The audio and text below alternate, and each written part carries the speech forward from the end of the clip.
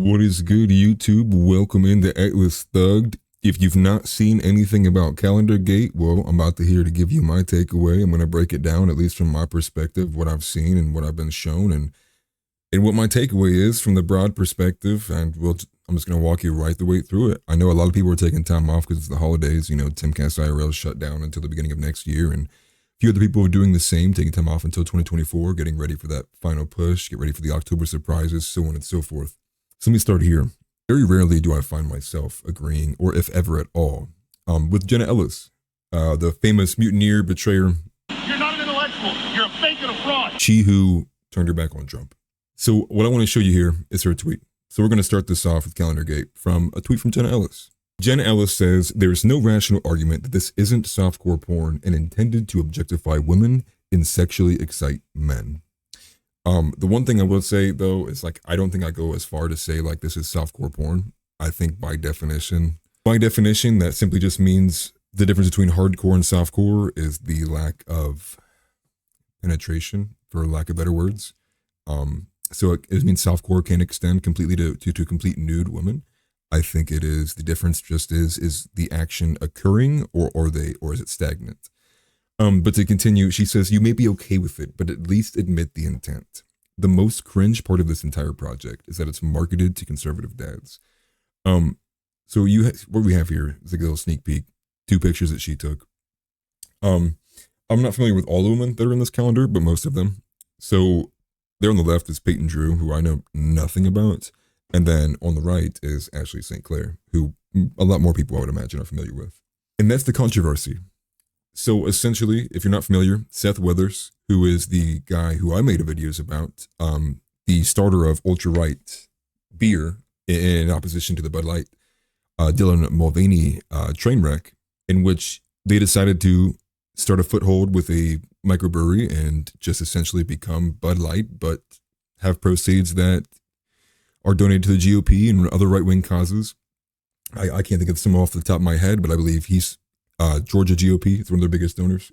And I don't want to go to the extent of showing the entire calendar either, just because my opinion too is I also find this is crass. I find the entire idea of just, I guess, trying to use political commentators, female political commentators, and just I guess females with clout in the right-wing hemisphere, using their sex appeal to, I guess, send 10% proceeds to the Riley Gaines Foundation that fights men and women's sports.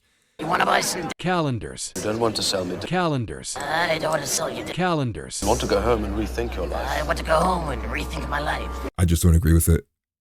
You know, I'm going to source tweets from a few other people who can speak it a bit better than I can, just from the perspective of I don't see what about this is conservative. This, I think, is a poignant example of Christless conservatism. And if I break it down for you in a couple different ways, one, if I'm a father, would I want my daughter participating in something like this? The answer for me, no. If this was my mom, I would feel ashamed about it. I wouldn't enjoy the fact that my mom does modeling or sell sex appeal. I mean, for whatever cause. It's just one of those things like invoking lust. And as Bryson Gray puts it very well, it's just it puts stumbling blocks in front of people, specifically men. Think about it from the perspective of between relationships. Would I want my girlfriend doing this? Nope. Would I want my wife doing it? Nope. Would my wife be comfortable if I came home with this calendar and hung it up in our house? Nope. And I would understand 100% exactly why. For what reason do I need to have this calendar in my house? You know, there's no need to look at these women that I gain culture or that bolsters my conservatism. The argument that this is that this is necessary, I just don't agree. I don't think to win the culture war you need to sell sex appeal on pinup calendars. I find that just to be a deflection. It doesn't actually rebuttal the actual argument against it. And so from this, there's a huge splintering between Christless conservatives and libertarians, and then those who are just very hardcore Christians above all else. You know, the Christianity before bureaucracy. The biggest pushback that most people get, it's not that bad. You know, relative to what's out there now, this isn't that bad. And if we're using the arguments of we're relating our moral standards and guidelines based off of what the crazy left is doing, That's not a way to go, because that brings about the point of these uniparty establishment neocon people are liberals, just like, 10, 20, 30 years behind. And this speaks to that, and to make my point, let me source one of my tweets here. Playboys from the 90s. I just took a screenshot. I just Googled it. I just Googled 1990s Playboy. And then boom, like there's just like all these different, like all the different covers from whatever months and all that. I don't care. I didn't look at that. But I had assumed, even when I had first saw the calendar, I'm like, I bet you that's what a Playboys looked like back then. And sure enough, one could even argue that the Playboys are, some of them from the 90s are obviously way more provocative than what you see in this calendar. Like, don't get me wrong. And it's not like every photo in the calendar is a blatant, provocative sex appeal push. Some of them are a lot more timid. One is like Dana Loesch of like holding like 2 guns with a shirt and a t-shirt on. Nothing even insane or aggressively provocative about it, except for the guns if you're a liberal who like demands that we give them up. So to make this point even more clear, I saw Pearl did a reaction to this. I thought this was great. Because the biggest thing is when you see a lot of the deflections, a lot of the attacks going on, because, the redheaded libertarian, Ashley St. Clair, there's a lot of different ones that are essentially just calling the people who are uncomfortable with it, who don't like it, calling them Puritans, holier than thou Christians. And it's just like, for just, I guess, outwardly expressing that this is a Christian standard and like people being confused why this is being used or pushed. And then the pushback being, this is necessary, or this is why we always lose. I think most people's opinions, and mine as well, is like, I would rather lose than become the abyss. Like, I would rather lose than be the left. I would rather lose than sell my soul. I would rather lose than turn my back on Christ. I would rather lose than do something that I innately am like, this is not okay. And so let's go ahead. We'll play this. You can see the caption here. I asked my aunt if the calendar pics were appropriate for married women, and with the laughing emojis, you can kind of get an idea of what her family thought of this calendar. We're married, so I just wanted to. Married, and you So, should see this morning. okay, so what about this girl, Kim? No. Kim got to know. No, that ass like that, men will go crazy with that. Oh, that ass sticking out like that. Okay, this is Ash. I want to know what that accent is. Oh, I can't think off the top of my head. I feel like I've heard it before, but it's a funny accent. The picture they're talking about is Kimberly Klasick. She is the Baltimore rep, who I don't believe is actually currently in a position. Ashley St. Clair. Oh, no. No. No. Hannah, Okay. you gotta be kidding No, there's me. 2 more. Okay, here, this one's controversial. No, Okay, there's been controversial. thousands of people commenting on this. Okay. And see, this is where the splintering comes from. You can hear her, even the grandma. She's like, nope. And she's like, controversial. She's sitting there. She's even like, she's flabbergasted that people would even have an opposing opinion. Like, oh, that's okay. Because to her, at her age, with where she's culturally, what her social norms are and her social standards, she's like, man, that's way over the line. Once again, just showing, catalyzing this, like these Christless conservatives are just liberals. And if you base it off what the Playboys are, that puts it at approximately, these libertarians are 33 years behind the current left. So expect these people who you support now, like these Ashley St. Clairs, these red libertarians, to be okay with current things, this current social fabric 33 years from now. At least that's the track we're on. No, 1,000, that's how big. Well, I could tell you. The so I want, and then this one, Where? That's fine. that's the shorts are okay. It's not too bad. There's nothing. And like I said earlier, like not every photo on here is excessively provocative in a specific way. But the ones I showed you to start off with from Jenna Ellis were 2 of the biggest or the most egregious pictures included. Okay, that one I said it was the shorts were too short, but it was so close that I was like, there's no. nothing showing Okay. where there's hair showing. Okay, so or we can something. do. Or There's the hair cell- showing or something. Brittany Jean. That's fine. That's what I said. I said That's that one was fine. fine too. That's fine. We're on. We had basically the same It's like I said, some of these people I'm not familiar with. ratings. The only one that we disagreed I don't know why on was women the like shorts. that would do in a swimsuit issue of a calendar anyway, though, when they're married. So you think? And there it is. And don't quote me on this, but I believe that most of the women who were involved in this are married. If I was the husband, I would say, no, like, you're not doing this. Like, I don't feel comfortable with you doing that. I do not want my wife to be, for better for lack of better terms, to be used for other men's gains based off of her sex appeal, based off of her own physical attraction. Like, no. Like, that's my wife. We're not using her as a utility. We're not using her as a cultural piece. Like, why couldn't we have just donated money straight up to these foundations instead of having to use these other women as the device to get these sales, to encourage these sales? And I just think it's a huge grift the way this thing has went down. But let's keep watching. But I'm just showing you that there were a couple there That weren't so bad. Were like little, yeah. Yeah, but they Because were. men, it doesn't take much for men. Dude, Pro's a huge gap in her teeth. I don't think I've ever noticed that before. Yeah, well, they were saying that they want to be naked. Well, not naked, but they want to show off the bod. Yeah. And that they felt like it was appropriate. Okay, but and the ones you showed me were, I think, not. See, there's a difference between like pornography and Okay. like art. Like art. So the woman's body Yeah. is beautiful. Yeah. It is beautiful. Artists from the beginning of time have wanted to paint the woman's body. Okay, so I got a couple questions I want to go What? through. So What? the question. I mean, and that's correct. And this is something that they even spoke about in the spaces between, with the Blood on the Snow spaces with Jack Posobiec and Seth Weathers and Bryson Gray and the Redheaded Libertarian, the one that blew up and then it got all these sound bites out of.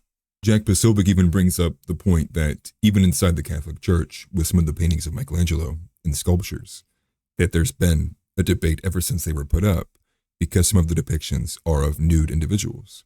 And even inside the Catholic Church, it's been a divisive issue of whether or not it should be allowed, whether or not it should be viewed as crass, so on and so forth.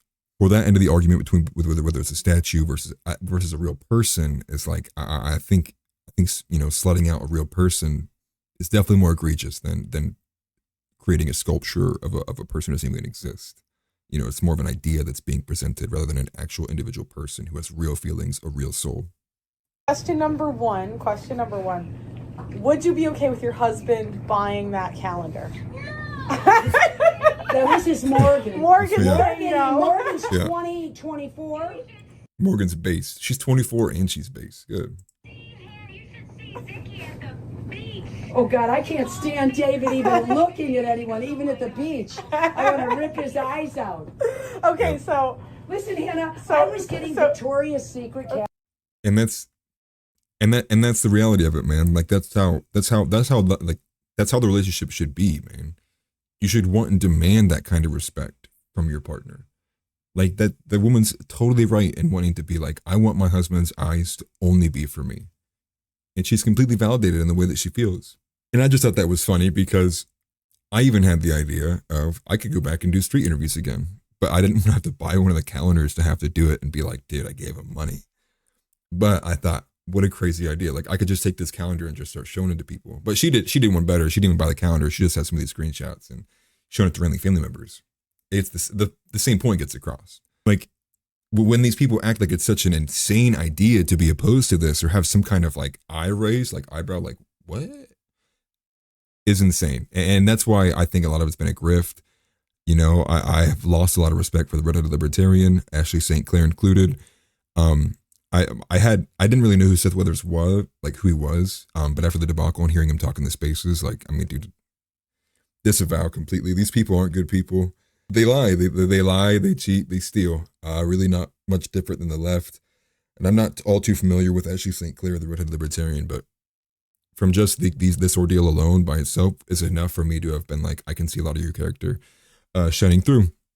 And let me to make this point more clear, go ahead and take it to the spaces that I had. I have a lot of this bookmarked here. If you disagree with me, if you think like there's some point I'm not addressing that like makes this more poignant, like let me know in the comments, reach out to me. Like I want to hear your arguments. I want to see more discussion. I want to see what you think even I might be getting wrong or what I might not be understanding, because like iron sharpens iron, man. And so I would appreciate that. And then follow me on Twitter if you have Twitter. I mean X. I keep dead naming the platform. But this is my takeaway. Almost done listening. I have a few takeaways. Seth Weathers is an asswipe. I guarantee we would brawl if I was forced around him for longer than 49 seconds. Dan Newsman Ball, this is Peyton Drew's husband. He joined the space, got very emotional, and then went after Bryce essentially. He did back off on some points, But just, I've never heard, I guess, a married man on the right demand that his wife be allowed to be dressed the way she was. And if anything, she was the most egregious offender. She's got the one with like the red lipsticks, like squeezing her chest together, sitting in a very provocative manner. Like hers was like this direct sex appeal, like the most provocative ones on there. And I'm just like, I'm just listening to him speak, and my only takeaway from him is like, you're cuck, dude. Like, you're cuck and you stand on nothing. Like, come at me, dude. 55 followers. Like, I don't care. I'll stand on business. And then my takeaways from them, St. Clair, Ashley, and the Reddit Libertarians, they just do really good jobs obfuscating material questions.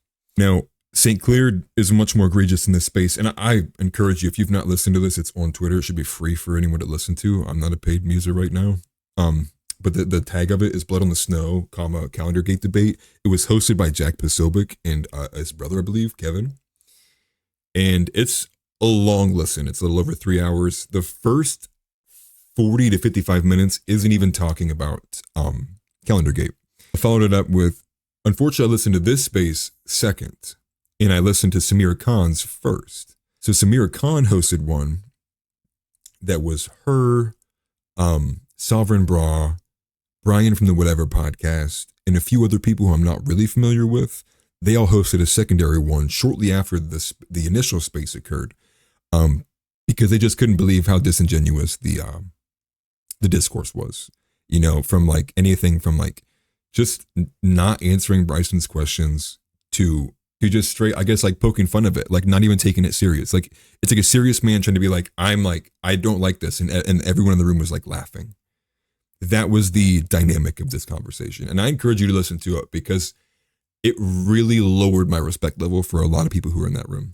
And so to source my tweet, I said I knew essentially the arguments I was about to hear because I listened to theirs first, so I could hear all the complaints about what's occurring. So I was like, I have to listen to the first one so I can verify everything that they're saying, so I can listen to see what I think about it.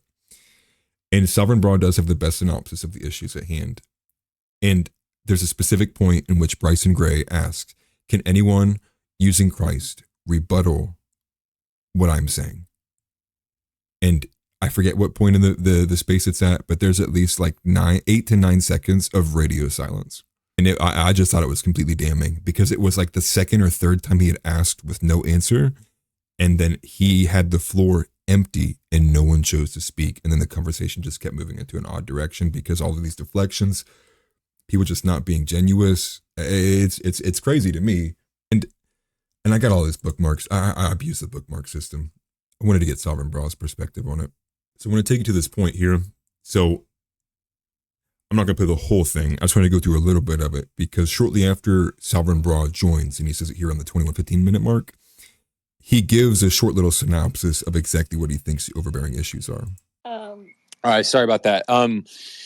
Yeah, so I thought Bryson did an excellent job, and he hit the nail on the head on a lot of different things. And I honestly, that discussion was so painful to listen to and so dumb because they're missing the entire point. And the entire point of it, which Bryson articulated, and they didn't seem to get it, is that conservatism as a philosophy, and he made this point, I think, last night in a space, and it was perfectly stated. Conservatism as a philosophy, the purpose of it is to preserve traditional morality. There's also, a political and economic side to conservatism, but as a social movement, that is the purpose of conservatism, is to preserve traditional morality. Correct. And what's wild is I think these were two of the most popular spaces that occurred, period, on X. And I know they're not that popular or haven't been since they've been released. And I don't really do much with them myself either, which I think it's probably pretty a cool idea to kind of do podcasts that way instead of the traditional method. But you can see 8.4 thousand people tuned into this one alone. The initial one, if I remember right, was like 22,500 people. I mean, from the numbers I typically see on spaces, which generally range from like 50 to 100 people, like these numbers are kind of smacking it out of the park, which just shows what kind of spectacle this is and how big of a divide I guess it would be. Or because a smaller divide would be something that splits somebody from like 90-10. Like only that many people think that. This one was close to like the 40-60 mark where it was like, dude, this is like right down the middle. Like there's a lot of people on both sides of this issue.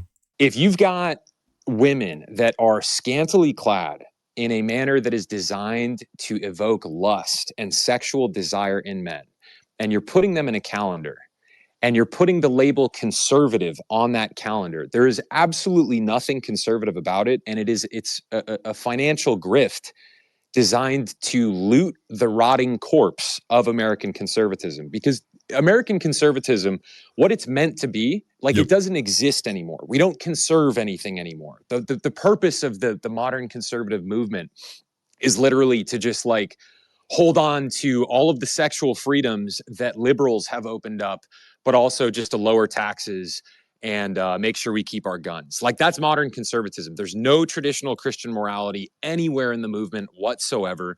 And if it was a real conservative movement, there would be traditional Christian morality involved.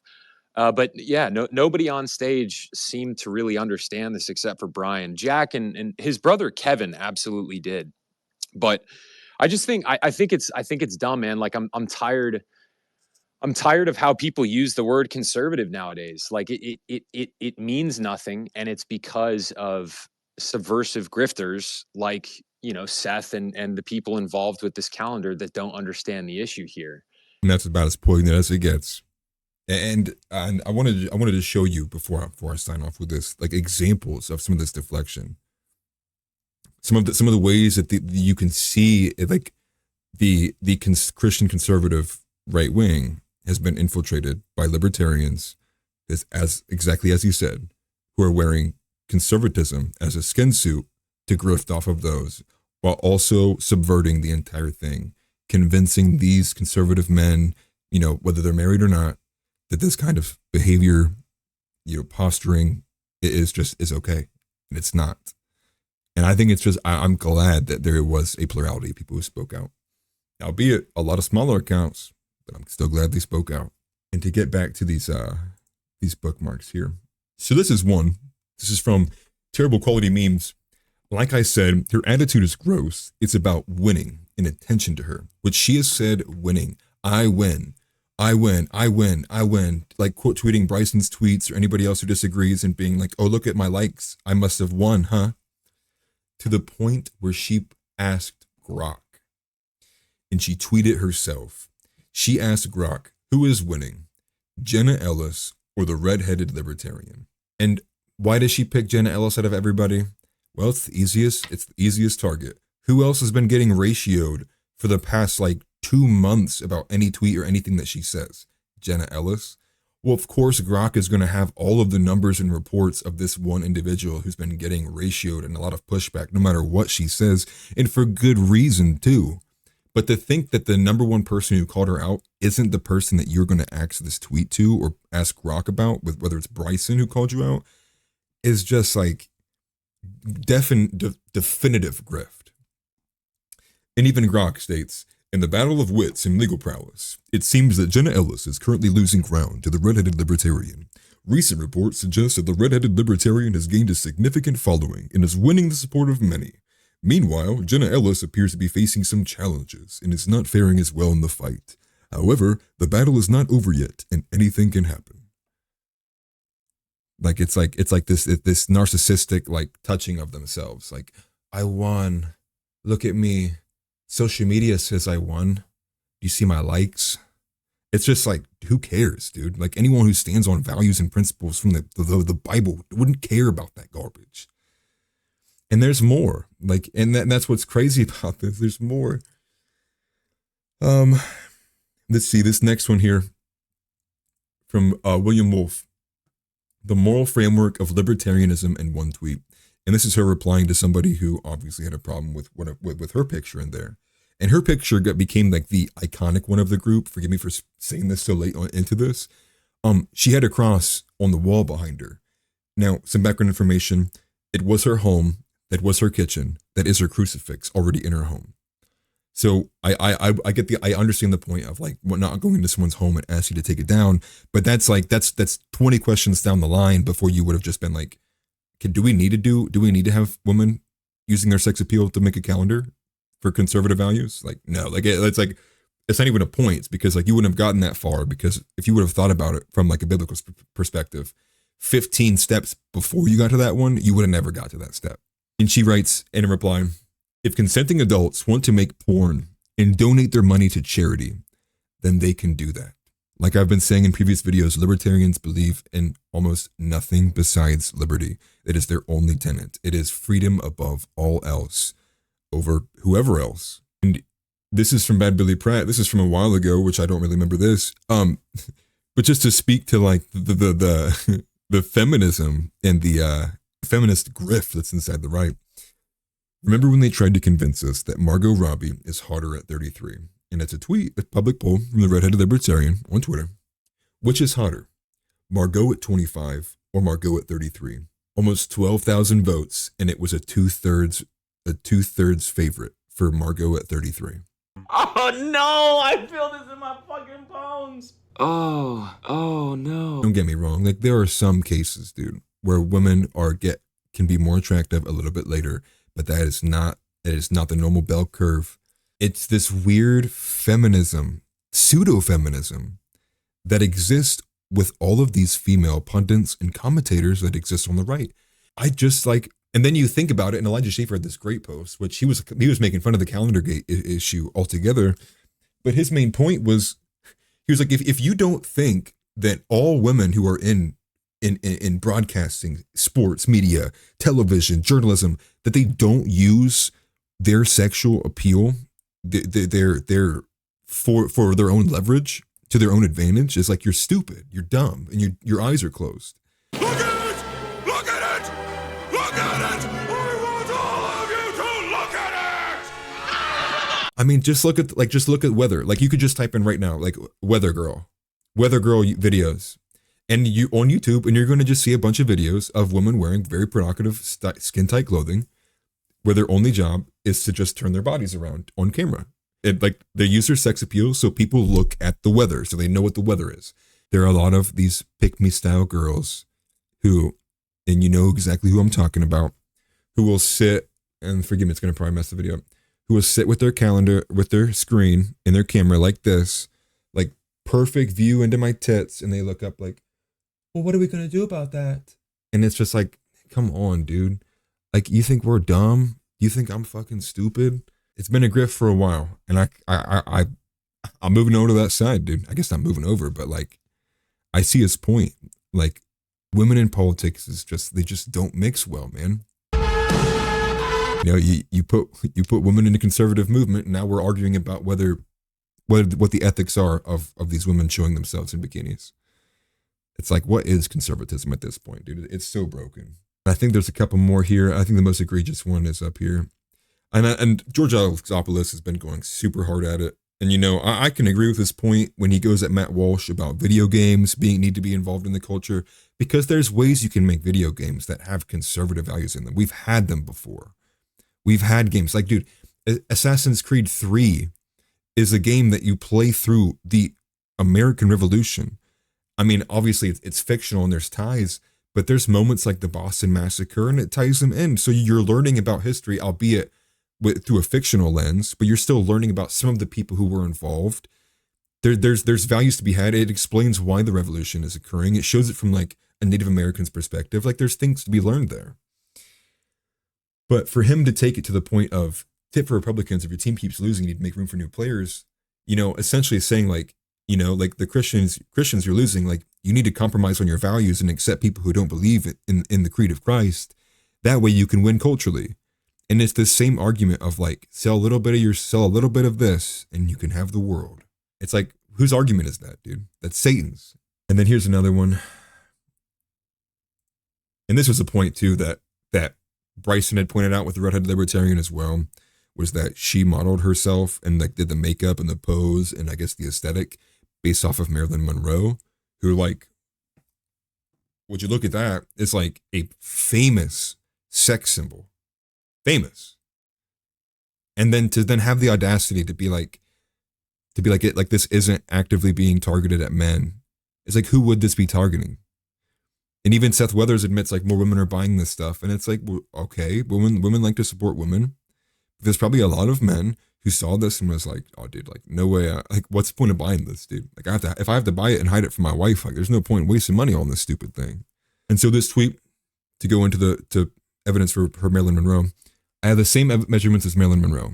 Height, weight, hips, bust, waist, shoe size, cope. All right, what is it? Just like the language being used, it's like, dude, like it just is angering when women speak so pridefully about themselves and like with this narcissistic, like, I'm better, my body's better, look at me, I'm so beautiful. It's just done so wrong. The commenter says, the fact that you would even say this, seemingly with pride, as if it were at all meaningful, only proves everything that myself and many others have been pointing out about you. You show more pride in this meaningless comparison to a dead celebrity than in your own motherhood. She goes, this just got personal. Your wife got you wanking it to my calendar page, didn't she? And if that don't exemplify the fact, my broader point of like libertarianism is worthless. Conservatives need to look themselves in the eye and decide, is accepting this morality from some of the top talking heads in the conservative movement, is this acceptable? Are we as a unit willing to sell a little bit to gain a lot? My personal opinion, I'm definitely not. I'm completely not. I'm blatantly not. I'm not with it. And that really kind of wraps it up for at this point. I guess if you want to follow-ups, just go to X, because that's all. It's just been a war on X, on Twitter, back and forth between all these different pundits. And my overall synopsis is this: like, if you wouldn't want your wife to do it, and as a wife, you wouldn't want your husband to buy it, I think it's clear as day. They're blatantly using sex appeal to push messages that are destroying the definition of what conservatism is. Not all of them were flagrant. Not all of them were even that provocative. But I don't think it's a matter of how much or how little. I think the question is, do you use sex appeal to sell the message of conservatism? And I think the answer is no. It's antithetical. And with that, I know it's a bit longer, but I wanted to be researched and study up on this. I had to listen to a lot of the spaces, kind of think through with my own thoughts, what my beliefs were, and that's where I'm at. So get the libertarians out of this party, dude. Like, no mas. And if that means we lose, we lose. So be it. So be it. Because it's like, I'd rather lose the kingdom on earth than lose the kingdom in heaven. So God bless. Take care of yourselves. So you have an amazing rest of the holidays. And if you flagrantly disagree with me on something, like, please let me know in the comments. I mean, if you hate the way I look, the way I dress, let me know. I'll take free engagement. I don't care. Over that, peace.